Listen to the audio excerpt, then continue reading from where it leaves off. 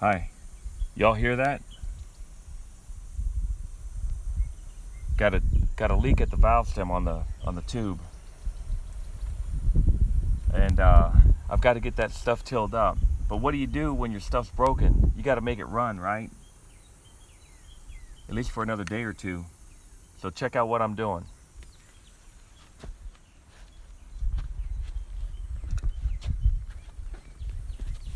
See right in here? This has been kind of like repaired before. The guy, you could almost see where the guy put a thick piece of rubber in there to hold that valve stem in. But check this out, okay? See how that's not leaking?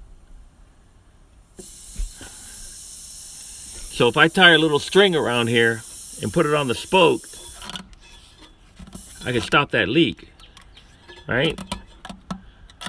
And then if I run it around like that, and then maybe figure out a way to tie it off, it'll stop that leak, right?